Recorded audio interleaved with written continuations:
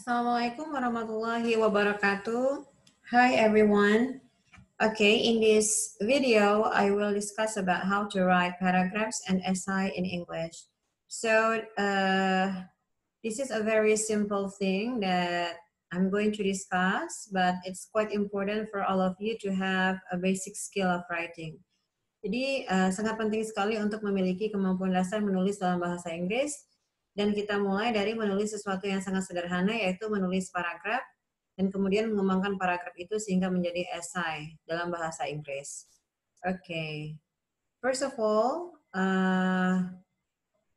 you have to know what paragraph is. Okay, jadi pertama-tama Anda harus mengetahui dulu apa itu paragraf. Okay. Paragraf adalah a group of sentences about a topic. Jadi secara sederhana, sebuah paragraf itu adalah sekelompok kalimat-kalimat yang membahas sebuah topik. Oke, jadi susunan dari beberapa kalimat yang membahas sebuah topik. Okay. Basically, there are variety of paragraphs in English, such as descriptive paragraph, which describes a person, a place, or a thing. Oke, jadi banyak sekali jenis-jenis paragraf, misalnya yaitu deskriptif paragraf yang mendeskripsikan seseorang, sebuah tempat, ataupun suatu benda.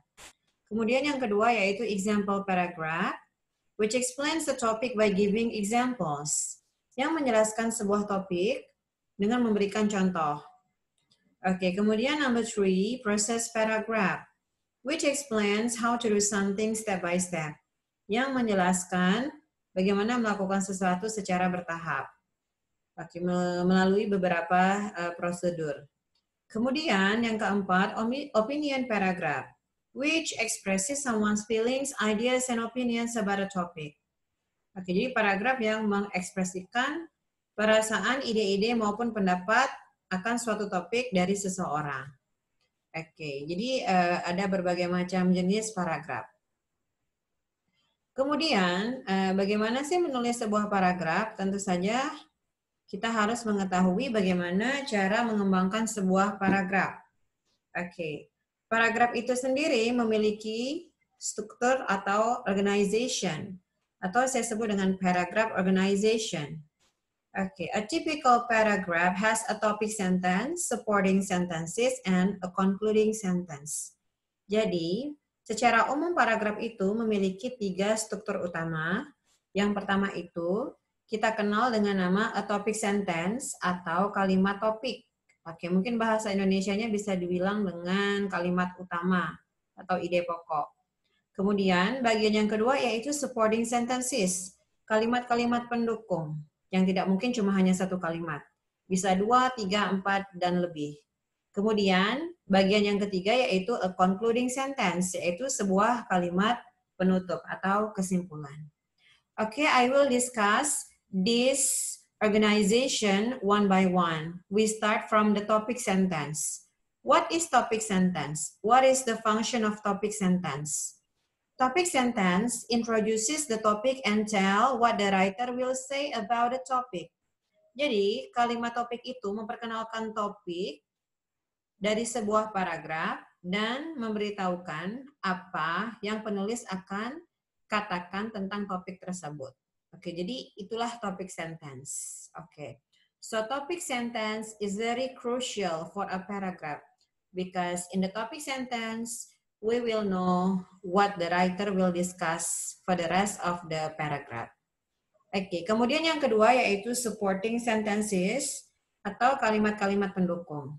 Oke, apa yang dimaksud dengan kalimat-kalimat pendukung? Yaitu kalimat-kalimat yang menjelaskan lebih jauh lagi, yang mendukung ide yang ada pada topik sentence, yang memberikan elaborasi dan informasi lebih detail tentang topik sentence. Itulah yang dinamakan dengan supporting sentences. Oke. Kemudian bagian yang ketiga dari sebuah paragraf yaitu the concluding sentence atau kalimat penutup. Oke, biasanya concluding sentence itu often repeats the information in the topic sentence in a different way. But it can also give message, suggestion, and advice. Kalimat Kesimpulan ini biasanya mengulang informasi yang ada di topik sentence, tetapi biasanya dituliskan dalam cara yang sedikit berbeda. Mungkin menggunakan sinonim. Oke, tetapi pada kalimat penutup kita juga bisa memberikan pesan atau mungkin saran atau mungkin rekomendasi atau mungkin nilai-nilai yang ingin kita sampaikan kepada pembaca. Oke. So, it is quite flexible. Jadi pada concluding sentence itu tidak terlalu kaku. Oke, jadi ada beberapa pilihan yang bisa kita rangkum ketika kita ingin menyampaikan atau menuliskan kalimat penutup. Oke, next. Oke, setelah mengetahui bagaimana mengembangkan paragraf, now let's see example of a paragraph. Oke, jadi di sini saya memberikan satu contoh, a simple paragraph. The title is Barefoot Boy.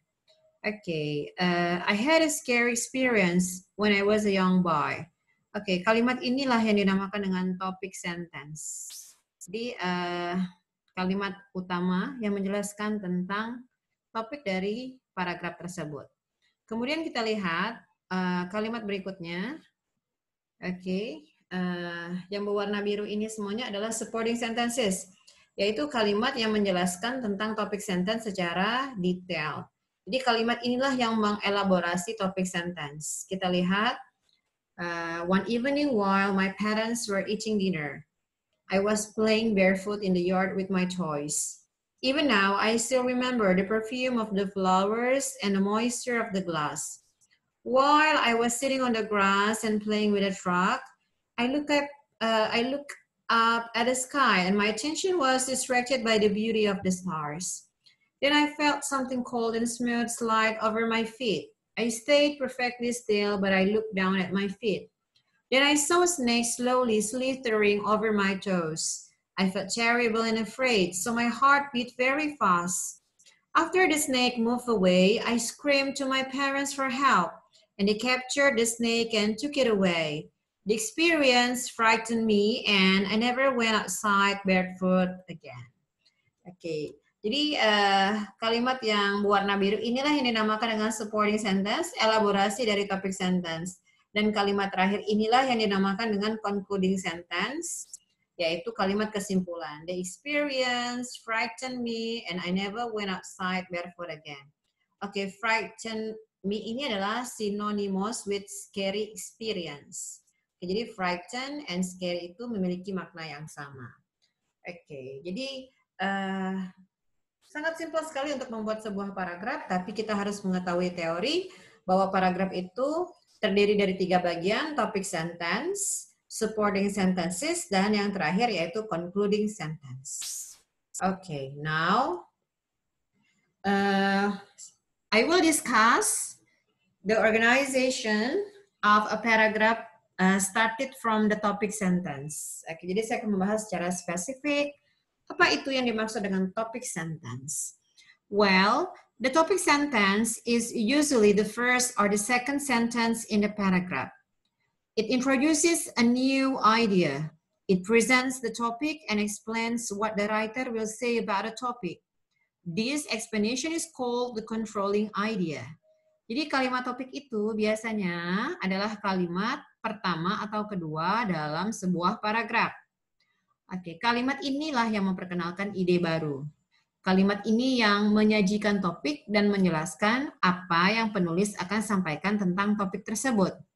Penjelasan inilah yang disebut dengan controlling idea. Oke, jadi pada topik sentence itu sendiri terbagi akan menjadi 2. Yang pertama adalah topik itu sendiri dan yang kedua adalah controlling idea. Controlling idea itulah yang menjadi ide-ide yang akan dikembangkan, yang akan dideskripsikan, yang akan dijelaskan pada supporting sentences. Okay, read the following topic sentences. In each one, the topic is my friend. The controlling ideas explain what the writer will say about the topic. These controlling ideas tell the reader what to expect in the supporting sentences. Jadi pada contoh berikut ini, oke, di setiap topik yang saya berikan ini, topiknya sama semua ya, topiknya adalah my friend. Tapi memiliki controlling idea yang berbeda. Jadi controlling idea inilah yang akan menjelaskan ide lebih lanjut pada supporting sentences. Oke, misalnya lihat contoh yang pertama, topiknya adalah my friend. Oke, controlling idea-nya adalah is an honest person. Jadi topik and controlling idea itu adalah gabungan dari topik sentence. Jadi pada supporting sentences yang akan kita elaborasi, yang akan kita detailkan adalah honest person. Jadi kita akan deskripsikan kok teman kita itu honest person ya. Secara spesifik kita harus bisa menjabarkan seperti apa. Apa yang dimaksud dengan orang yang jujur? Seperti apa teman kita? Oke, contoh yang kedua adalah my friend is the funniest person I know. Teman saya itu adalah teman yang paling lucu yang pernah saya ketahui. Oke, jadi di sini controlling idea-nya berbeda dari yang pertama. Oke, jadi yang akan dielaborasi, yang akan dijelaskan secara detail di supporting sentence-nya adalah the funniest person I know. Oke, berikut juga dengan contoh yang berikut ketiga. My friend has a terribly dangerous job. Jadi yang akan kita elaborasi lebih lanjut di supporting sentences-nya adalah, terribly dangerous job. Oke, jadi sekali lagi topik sentence itu mengandung topik dan juga controlling idea. Controlling idea itulah yang akan kita elaborasi dan deskripsikan lebih lanjut di supporting sentences. Okay, now let's move on. Still talking about topic sentence. Oke, jadi menulis topic sentence itu sangatlah ya susah-susah gampang, it's quite a little bit challenging. Karena ada beberapa poin yang harus kita perhatikan. Ya, menulis topik sentence itu, kita harus bisa menghindari menulis topik sentence yang berupa fakta simple sederhana atau sesuatu yang sangat spesifik. Oke. Dan juga controlling idea itu tidak boleh terlalu general. Oke. Jadi memang harus careful when we write the topic sentence. Jadi kita harus bisa menulis controlling idea yang bisa mengembangkan topik itu. Di mana kita bisa mengelaborasinya, bisa memberikan contoh, bisa mengembangkannya, bisa mendemonstrasikannya dalam kalimat-kalimat pendukung. Oke, jadi ingat, topik itu tidak boleh terlalu spesifik, tidak boleh juga terlalu umum. Nah, kita lihat contohnya, di mana topiknya itu sangat umum sekali, too general. Oke, for example, in the first example, a surprise party is a kind of party. Sebuah pesta kejutan adalah sebuah jenis pesta. Oke, kalimat ini sangat umum sekali ya. Kalau umum seperti ini tidak mungkin, karena tidak mungkin kita akan membahas sebuah paragraf yang bahasannya itu terlalu luas sekali. So it must be quite effective, harus cukup efektif. Oke, contoh yang berikutnya, ini kebalikannya. Terlalu spesifik. There were 14 guests at my surprise birthday party. Di sini juga sangat spesifik karena menjelaskan 14 tamu. Tidak mungkin kita akan membahas 14 tamu karena topik ini sangat tidak signifikan untuk dijadikan bahasan di supporting sentences. Oke, kemudian pada contoh ketiga, inilah yang dimaksud dengan topik sentence yang efektif. My classmates gave me an unforgettable surprise party for my 18th birthday. Jadi di sini topik sentence-nya sangat efektif karena topik sentence ini memperkenalkan topiknya dan mempunyai controlling idea that can be developed in the supporting sentences. Jadi controlling idea-nya itu benar-benar bisa kita kembangkan di kalimat pendukung. Okay, the paragraph will probably tell the story of the party. Jadi kemungkinan paragrafnya akan menjelaskan cerita dari pestanya. Okay, unforgettable surprise party. Jadi disitulah supporting sentences-nya. Okay, next. Examples of the topic sentences. Okay, jadi ini adalah contoh dari beberapa topic sentences yang bisa kita formulasikan. Ingat, topic sentence itu terdiri dari topik dan controlling idea. Okay, this is a very simple topic sentence. The first one is, my doctor is very kind to his patients. So the topic is my doctor. The controlling idea is very kind to his patients. So the controlling idea, very kind to his patients, will be developed, will be explained, will be described in supporting sentences. Jadi yang akan kita jelaskan pada kalimat pendukungnya itu adalah very kind to his patient. Jadi kita harus bisa mengelaborasi apa yang maksud dengan sangat baik terhadap pasiennya. Oke, mungkin bisa dihubungi via telepon, mungkin orangnya sangat komunikatif, jadi memang harus dideskripsikan. Oke, kemudian contoh yang berikutnya.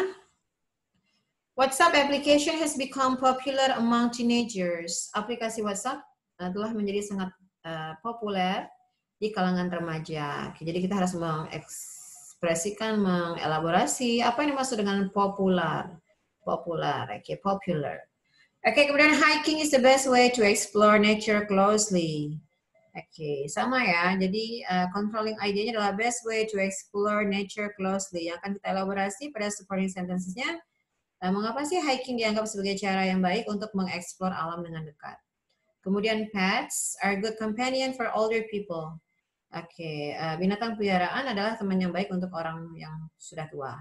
Mosquitoes are interesting insect. Oke, nyamuk itu adalah insect atau serangga yang sangat menarik. Oke, kita tidak tahu ya dalam aspek apa nyamuk dianggap menarik. Oke. Kemudian contoh berikutnya adalah video games are bad for children. Jadi mungkin kita akan membahas hal-hal buruk, hal-hal buruk dari video games bagi anak-anak. Jika memainkan video game terlalu berlebihan. Oke, now setelah topik sentence, yang kedua yaitu supporting sentences. Supporting sentences add information about the topic and the controlling idea. Jadi kalimat-kalimat pendukung itu memberikan informasi tambahan tentang topik dan ide-ide pengontrolnya, controlling idea. Supporting sentences can include definition, explanation, and example.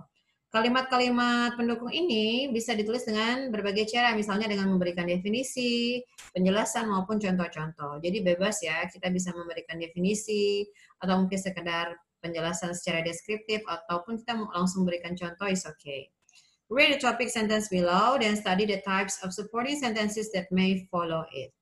Oke, kita lihat topik sentence-nya adalah young people are too dependent on computers. Oke, topiknya itu sendiri adalah young people. Sedangkan controlling idea yang akan kita elaborasi pada supporting sentences-nya adalah are too dependent on computers. Jadi anak-anak muda itu terlalu bergantung pada komputer. Ini cuma contoh saja ya. Oke, jadi di sini ada 3 cara yang bisa kita gunakan ketika kita ingin menjelaskannya dalam supporting sentences. Sebagaimana yang saya sampaikan di awal. Dengan menggunakan definisi, misalnya dependency on computers means that young people cannot perform the normal tasks and functions of daily life without them. Jadi langsung memberikan definisi. Bergantung sama komputer itu maksudnya apa? Bahwa anak muda itu tidak bisa mengerjakan pekerjaan normalnya sehari-hari tanpa komputer. Oke, kemudian supporting sentences dalam bentuk explanation. Oke, dalam bentuk explanation, kita bisa menjelaskan dengan memberikan penjelasan. Oke, misalnya dalam contoh kalimat-kalimat supporting sentences seperti ini. In the old days, people memorize information. But today's youth rely on their computer, cell phones, and PDAs to do the assignments, record numbers, and save important information. As a result, they can find themselves unprepared in an emergency such as electrical blackout. Once the batteries die, these people will not be able to communicate. Jadi, supporting sentences ini adalah berupa penjelasan, explanation. Kalau yang pertama tadi definition. Kemudian contoh berikutnya yaitu dengan menggunakan contoh. Jadi supporting sentences dalam bentuk contoh, supporting example. Oke, jadi langsung saja memberikan contoh. For example, I do all my homework on my computer. When my computer crashed last week, I lost my only draft of an essay that was due the next day. As a result, I got a bad grade. Oke, jadi beginilah cara mengembangkan controlling idea dalam bentuk supporting sentences. Oke, jadi tadi ada 3 cara yang bisa kita gunakan dengan memberikan definisi, dengan memberikan penjelasan, dengan memberikan contoh. Oke. Okay, and then now I will give you an explanation about the third organization of a paragraph, that is a concluding sentence. Jadi kalimat penutup atau kalimat kesimpulan. The concluding sentence or final sentence of a paragraph usually reminds the reader of the topic and controlling idea of a paragraph. The concluding sentence restates the main idea. Biasanya kalimat kesimpulan itu mengingatkan pembaca tentang topik dan controlling idea dari paragraf tersebut. Biasanya juga kalimat penutup ini menyampaikan kembali ide pokoknya. Oke, misalnya contohnya pada topik sentence I love the color red, concluding sentence-nya bisa dituliskan dalam bentuk yang sedikit berbeda, misalnya pada kalimat I like to live a life in a strong way, so I think I will always admire the color red. Jadi di sini ada pengulangan kata tapi dengan menggunakan kalimat yang berbeda, sedikit yang berbeda. Admire the color red. Okay, sometimes a writer signals the concluding sentence by using the phrase. Okay, ketika menuliskan kalimat penutup, kita juga bisa menggunakan sebuah frase yang sangat umum, misalnya in conclusion atau sebagai kesimpulan. Dalam contoh kalimat, in conclusion, learning a foreign language has many advantages. Okay. And then setelah itu saya juga memberikan sebuah contoh paragraf sederhana. Oke, jadi ada topic sentence, supporting sentences, and concluding sentence. Topik sentence-nya adalah my friend Sunarti is generous. Topiknya adalah my friend Sunarti. Controlling idea-nya adalah generous. Jadi yang akan kita elaborasi adalah generous. Oke. Generous ini kita elaborasi dalam supporting sentences-nya. Contoh kalimatnya adalah she often lets her friends to stay in her house. She hosted many students' activities at campus. She always gives a hand to her unfortunate friends who suffer problems and never ask for a return. Jadi pada supporting sentences ini kita benar-benar mengelaborasi controlling idea yang ada pada topik sentence tersebut, yaitu generous.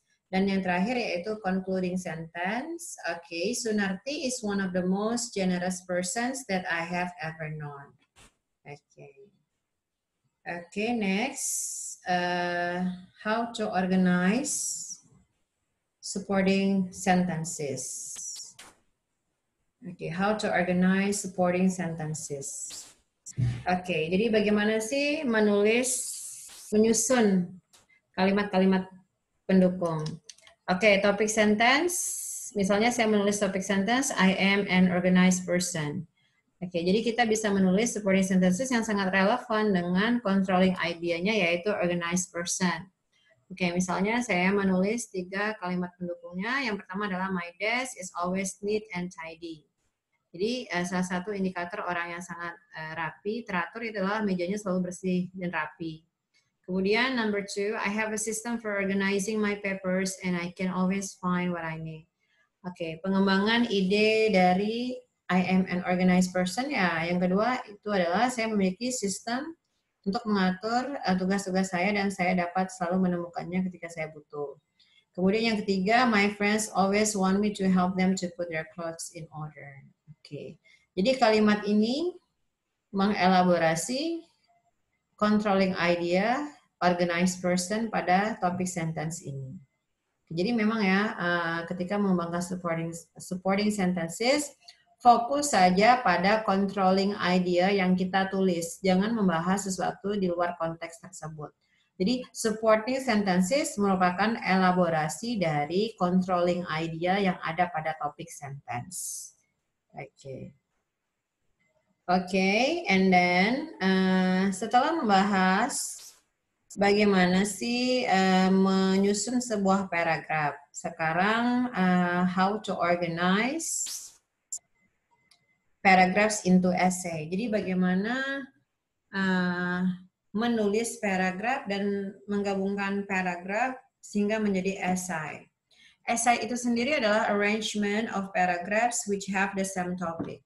Essay itu sendiri adalah gabungan dari beberapa paragraf yang memiliki topik yang sama. Jadi sebenarnya kurang lebih sama step by step-nya menulis paragraf dan essay. Bedanya essay ini terdiri dari beberapa paragraf, sedangkan paragraf terdiri dari beberapa kalimat. Oke, kita lihat general structure of an essay. Di sini saya menggunakan 5 struktur karena tugas yang akan saya berikan ini harus terdiri dari 5 struktur ini. Oke, yang pertama yaitu introductory paragraph. Paragraf pembuka. Jadi paragraf pembuka inilah kita harus menuliskan topik sentence. Oke, topik sentence dari essay kita. Topik sentence ini ingat terdiri dari topik dan controlling idea. Karena ini esai, controlling idea yang kita tulis itu tidak boleh hanya satu. Oke, bisa 2, 3, ataupun lebih tergantung dari berapa banyak paragraf yang ingin kita tulis. Oke. Kemudian, setelah menulis introductory paragraph, introductory topic sentence, topik dan controlling ideas, oke, minimal harus 2 atau 3 ya. Nah, kemudian kita mulailah body, yaitu paragraf kedua, yaitu supporting paragraph, di mana supporting paragraph ini akan membahas topik sentence yang berisi controlling idea yang pertama. Nah, setelah kita menuliskan controlling idea yang pertama, baru kita mengelaborasi dengan memberikan supporting sentences atau details. Oke, jadi ingat tadi di paragraf pembuka, anggap kita menuliskan ada 3 controlling idea. Jadi body yang pertama itu menulis controlling idea yang pertama. Kemudian body yang kedua, kita menjelaskan tentang controlling idea yang kedua, dan dilengkapi dengan supporting sentences. Kemudian bagian yang keempat, itu adalah body, dengan controlling idea yang ketiga, dan kemudian dilengkapi dengan supporting sentences yang menjelaskan tentang ide dari controlling idea yang ketiga. Oke, setelah itu bagian yang terakhir itu adalah concluding paragraph. Karena ini essay, bukan concluding sentence, tapi concluding paragraph, paragraf penutup. Oke, menulis paragraf penutup ini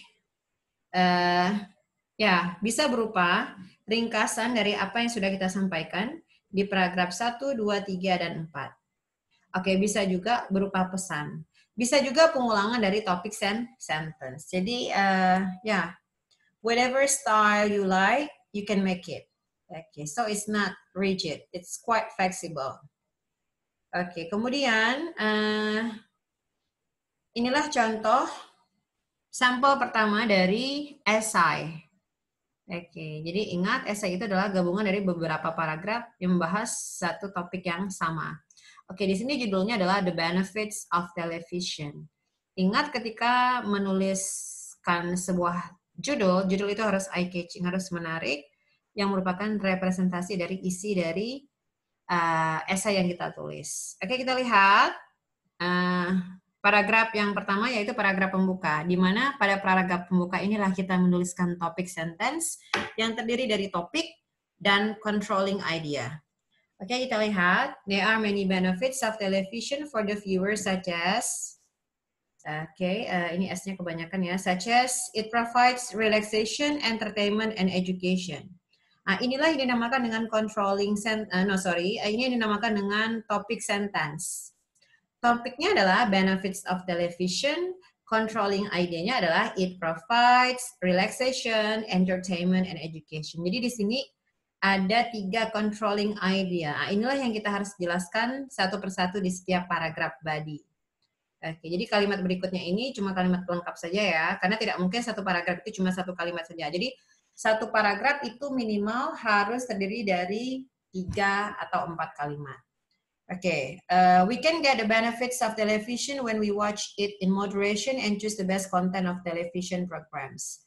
Obviously, television is a part of everyday's life and it is valuable for life. Oke, jadi topik sentence-nya adalah kalimat pertama, oke, topiknya, dan controlling idea. Oke, kemudian kita masuk ke body. Body yang pertama inilah yang menjelaskan controlling idea yang pertama, yaitu TV memberikan relaksasi. Okay, first of all, watching television has a value of sheer relaxation. Nah, jadi inilah topik sentence dari controlling idea yang ada pada paragraf pertama. Oke, kemudian kalimat berikutnya sampai akhir ini, watching television can be soothing and restful after full days of activities of pressure, challenges, and concentration. Sampai watching TV also seems to reduce some stress in some people. Inilah yang dinamakan supporting sentences atau detail. Kemudian setelah itu body yang kedua. Secondly, television is also entertaining. Jadi pada body yang kedua ini, paragraf ini menjelaskan, mengelaborasi tentang controlling idea yang kedua, yaitu entertainment. Di televisi itu juga memberikan hiburan. Oke, sama ya. Kalimat berikutnya ini adalah supporting sentences. Jadi kita mengelaborasi apa sih yang dimaksud dengan televisi itu memberikan hiburan. Oke. Kemudian paragraf berikutnya, paragraf yang keempat, ini masih body, yaitu body yang ketiga. Karena tadi memang kalau controlling idea-nya ada 3 ya. Jadi relaxation, entertainment, and education. Nah, pada paragraf ini kita menjelaskan manfaat keuntungan TV itu dalam bidang pendidikan. Television is educational. Okay. Nah, kemudian kalimat berikutnya sampai akhir ini adalah elaborasi atau supporting sentences yang menjelaskan kalau televisi itu bersifat edukatif. Oke. Dan yang terakhir, ini adalah kesimpulan, in conclusion. Tadi kita bisa menggunakan frase in conclusion. Okay, the benefits of television should not be ignored, and we must be able to filter good contents from bad contents. We can use television to relax, to have fun, and to make ourselves smarter. That is how we can be wise viewer of television. Jadi, seperti yang sudah saya sampaikan, ketika kita menulis kesimpulan, kita bisa menuliskan langsung topik sentence-nya dengan gaya bahasa yang sedikit berbeda, atau mungkin kita ingin menyampaikan sebuah pesan, misalnya seperti ini. Manfaat dari televisi itu tidak boleh diabaikan, dan kita harus bisa menyaring konten-konten yang baik dari TV, dan bisa membedakannya dari konten-konten yang buruk. Oke, kita dapat menggunakan televisi untuk santai, untuk mendapatkan waktu yang menyenangkan, atau untuk yang membuat diri kita lebih pintar. Oke, begitulah cara bagaimana menjadi penonton yang bijaksana. Oke, jadi ini contoh yang bisa diadaptasi. Oke, karena memang tugasnya nanti adalah membuat sebuah esai yang harus sesuai dengan teorinya. Oke, karena memang menulis harus sesuai dengan teori yang sesuai dengan apa yang kita bahas. Oke, kemudian ada juga contoh sederhana. Oke, sorry. Contoh sederhana topik yang lain yaitu my ideal job. Oke, nanti saya akan memberikan contohnya dalam slide PPT jadi bisa dibaca. Jadi ini kurang lebih seperti contoh yang sebelumnya. Oke. Kemudian terakhir, I will give an assignment. Jadi terakhir saya akan memberikan tugas yaitu menulis sebuah esai. Oke, topiknya sudah saya tentukan. Temanya sudah saya tentukan. Jadi ada 2 tema. Tema utamanya adalah my ideal job in the future. Jadi pekerjaan yang saya impikan di masa depan. Yang kedua adalah my experience in online learning. Pengalaman saya dalam pembelajaran online. Jadi tema utamanya sudah saya berikan. All you have to do is just create your own topic. Jadi topiknya dibuat sendiri berdasarkan tema yang sudah diberikan. Misalnya berdasarkan tema my ideal job in the future. Ini sebagai contoh saja ya. Kalian bisa menulis topik kalian sendiri, misalnya judulnya adalah my goal is to be successful entrepreneur. Jadi topiknya itu adalah my goal. Sedangkan yang akan dibahas itu adalah successful entrepreneur. Successful entrepreneur. Oke, kemudian topik yang kedua, tema yang kedua yaitu my experience in online learning. Oke, jadi ini temanya. Jadi bebas memilih temanya, tema yang pertama atau yang kedua. Oke, misalnya kalian bisa menulis sebuah topik, misalnya benefits of online learning in COVID-19 pandemic. Oke, keuntungan dari pembelajaran online di masa pandemi COVID-19. Jadi pilihlah satu dari 2 tema tersebut dan rancanglah sebuah topik sesuai dengan tema tersebut dengan kata-kata sendiri. Okay, I think that's all my explanation. Okay, please understand the material comprehensively. That's all for today. Assalamualaikum warahmatullahi wabarakatuh.